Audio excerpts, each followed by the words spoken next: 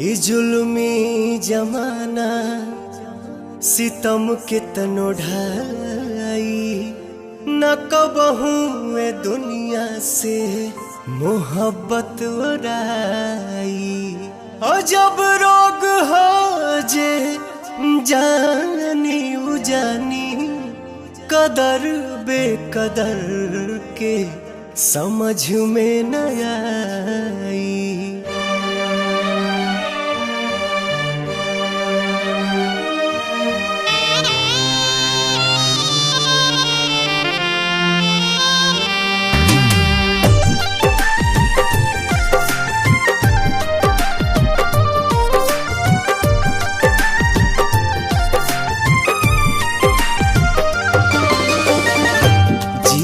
मरे के संगे खैली कसम संग ही सहे के रहे सारा सितम।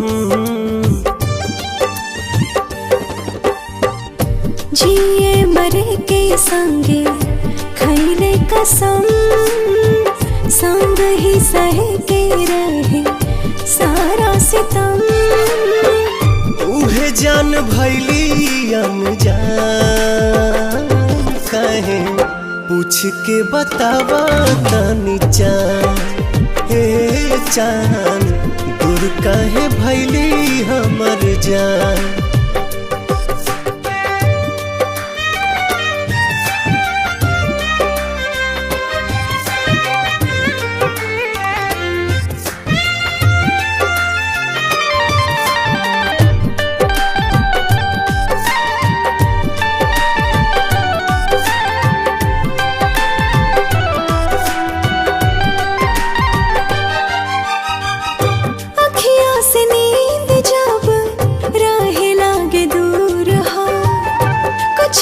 जरूर हाला नैन के कसूर हो।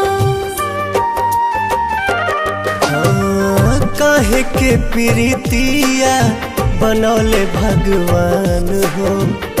प्रेमी सतावल जाला बाटे परमान हो। ना जाने कैसन बा दिल के जरूरत हो।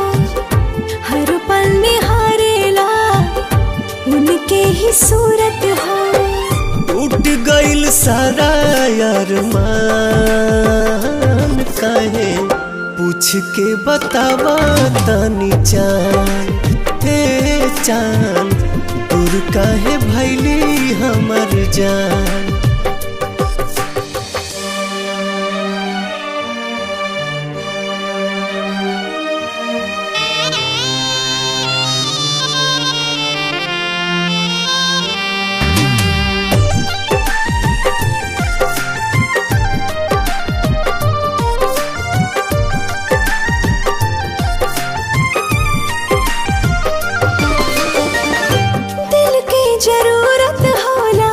सच्चा दिलदार के बड़ा हार जाए तू ता बुझला न प्यार के।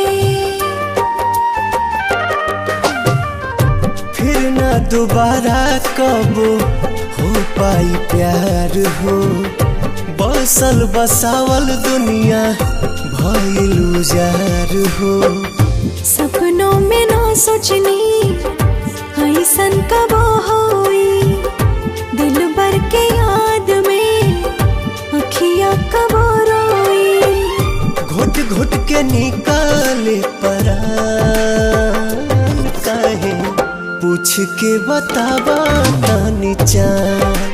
हे चान दूर काहे भैली हमर जान।